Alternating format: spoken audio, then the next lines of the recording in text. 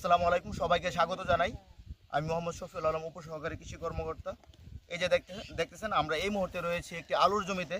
বর্তমানে আগাম আলু চাষ যারা করেছেন তারা কিন্তু এই মুহূর্তে যে আলু হারভেস্ট করছেন। এই যে দেখেন, এই যে আলুর কালার অত্যন্ত সুন্দর লাল, যেটা অত্যন্ত সুস্বাদু, দেখি মনে হচ্ছে অত্যন্ত সুস্বাদু হবে। আমরা কিন্তু আলু কিন্তু বাংলাদেশে আমরা যখন ধান এবং গমের পরে কিন্তু আলুর স্থান, এবং আলু প্রত্যেকটি তরকারি বা রান্না বান্নায় কিন্তু আলুর ব্যাপক ব্যবহার রয়েছে এবং বাংলাদেশে এর ব্যাপক চাহিদা রয়েছে। এখানে আমাদের যে কৃষক ভাইয়েরা আলু চাষ করছেন, এখানে মা বোনরাও কিন্তু যথেষ্ট সহযোগী। ওনারাও কিন্তু পরিবারের সাথে থেকে কিন্তু এই কৃষক ভাইদেরকে কিন্তু এই পরিশ্রমে কিন্তু সহযোগিতা করছেন। এখানে আমাদের এই যে সম্মানিত ভাই জনাব শাহিন ভাই, উনি কিন্তু এখানে আলু চাষ এখানে হারভেস্ট করছেন। এখানে আলু যে করলেন, এখানে এই যাত্রার নাম কি? এটা হচ্ছে আমাদের দেশীয় জাতি একটা আলু, মানে এটা বাংলাদেশে খুব কম মানুষই চাষ করে, বাট যারা গ্রামে শুধু খাওয়ার জন্য এগুলি চাষ করে, কিন্তু বাণিজ্যিকভাবে কিন্তু এগুলি না, এগুলি শুধু খাওয়ার জন্য। বাট আমাদের বাংলাদেশে কিন্তু এই আলুগুলির দামও অনেক বেশি, সেই ক্ষেত্রে আমাদের শুধু খাওয়ার জন্য এই আলুগুলি চাষ করা হয়েছে আর কি।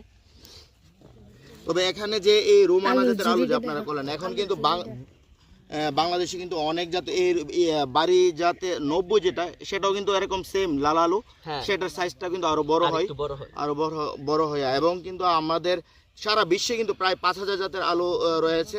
আমাদের দেশের মধ্যে আমরা সাধারণত কৃষকেরা ললিতা আলু, কার্ডিনাল আলু এবং ডায়মন্ড আলু এগুলো চাষ করে থাকেন।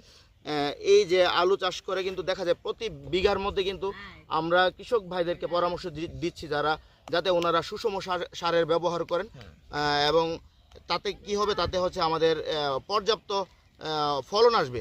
এবং কৃষকরা এই যে কষ্ট করছেন, এই কষ্টের যখন ওনারা ফল পাবেন, কারণ 1 বিঘা জমির মধ্যে আমরা আশা করি এরকমভাবে 30 থেকে 40 মণ মানে 20 বস্তা এরকম আলু যাতে হয়, তাহলে কৃষকদের পুষবে, কৃষকরা ন্যায্য মূল্য পাবে। এবং এই মুহূর্তে আগাম চাষিরাও কিন্তু এখানে কিন্তু 60 থেকে 70 টাকায় কিন্তু এই আলুটা পাওয়া যাচ্ছে, তাহলে কিন্তু কৃষকরাও কিন্তু লাভবান হবে।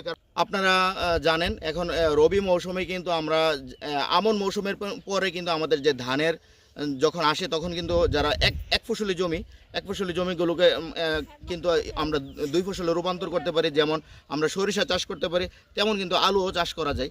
আলু কিন্তু এখানে এই 80 থেকে 90 দিনের মধ্যে আলু চাষ করা যায়। সেজন্য যারা আগাম আলু চাষ করেছেন তাদেরকে আমরা ধন্যবাদ জানাই, এবং আরও যারা চাষ করতে আগ্রহী ওনাদেরকে আমরা সাধুবাদ জানাই। আপনারা ওই আলু চাষে এগিয়ে আসবেন, তাতে আমাদের দেশের অর্থনীতি, দেশের কৃষি এগিয়ে যাবে। সবাইকে ধন্যবাদ জানিয়ে আজকে এখানে বিদায় নিচ্ছি। ধন্যবাদ সবাইকে, আসসালামু আলাইকুম।